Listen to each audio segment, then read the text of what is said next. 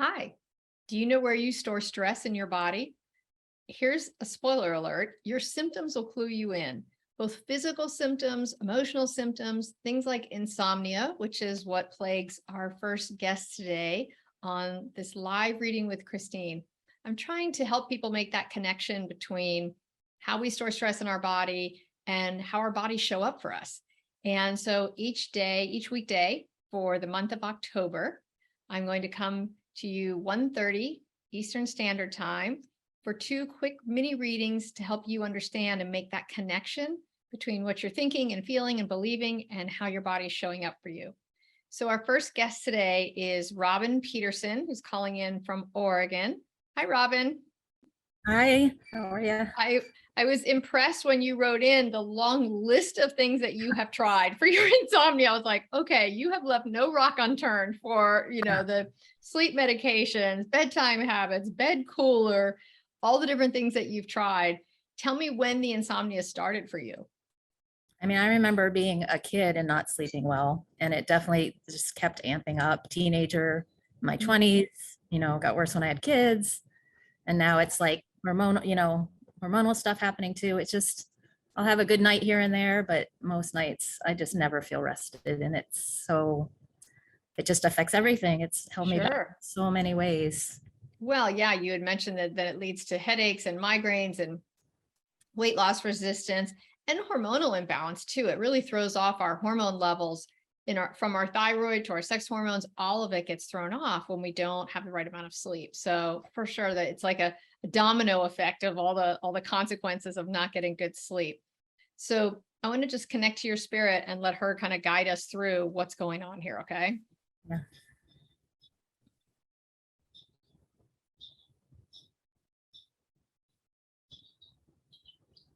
So the first thing your spirit says is that you're an older soul, and older souls are more energetically sensitive. They're more tuned into things. They also have a higher EQ, and that you were sort of the odd man out in your family of origin because they were younger souls, and we were younger souls once too. It's not that that's good or bad. It's just you're going to be the more sensitive one compared to other members of your family. Does that resonate? Yeah. Yeah. And so your spirit said that they would kind of tune out to things that would stick with you. And when you would try to point things out, well, don't you think we should be doing this? Or isn't this a better way? Or why that kid's crying? What? It was sort of dismissed. And so your spirit said early on, you lost your voice in terms of really feeling like people were listening to you and going to nurture you in a way that you could ask for. Yes. Does that resonate? Yes, very much. And it felt like a very frustrating, stifling. Right. So what happens when we lose our voice in that way, we stop speaking because nobody's listening, right? It kind of falls on deaf ears. It gets maybe some negative consequences. So after a while, we disconnect from our truth because we're not really speaking it. And when you disconnect from think of it like a plug and an outlet, it just gets looser and looser. And then pretty soon it's hanging on by a thread. And so then when somebody comes up and asks you your truth about something, you're like, not really sure.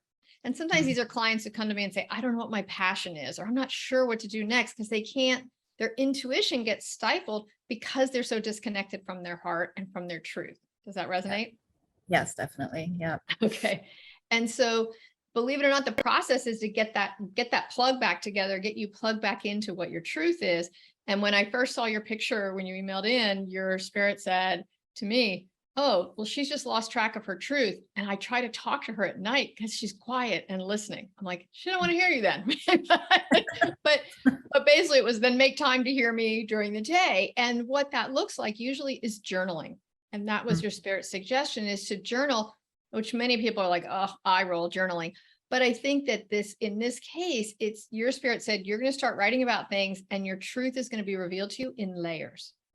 So you may write something, it could start off as like, here are 2 or 3 comfortable or uncomfortable things that happened today.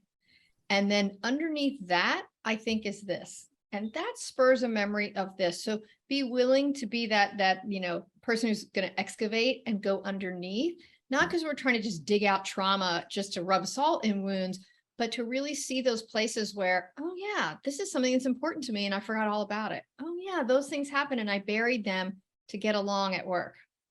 Right. And so as you reconnect to your truth and your voice comes back in that way, you'll feel more articulate about it. Your central nervous system calms down. Mhm. Because heard you now, what'd you say?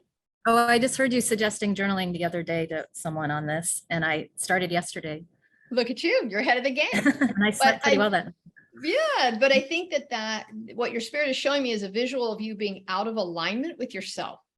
Mhm. And she said through journaling, she's hoping you'll come back in alignment. And when we're out of alignment, it's sort of like those newer cars where you come too far to the edge of your lane on the freeway and it starts beeping at you and flashing lights and, warning, you're coming out of your lane. When we're out of alignment, something in your physical body or emotional body is going to trigger you about that.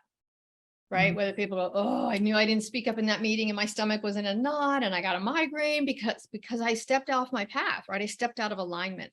So having that connection get strengthened through journaling, you'll naturally step forward and advocate for yourself more or represent yourself in a more articulate way because you're more plugged into your truth.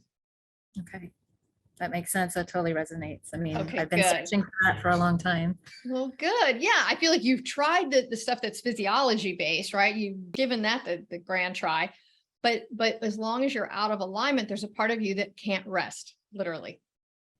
Right. So that kind of can be your call phrase, right? When do I feel like my heart can rest? Because it's represented. Okay. That makes Okay. total sense. And Thank you for joining us today. Yes. Thank you so much. You're welcome.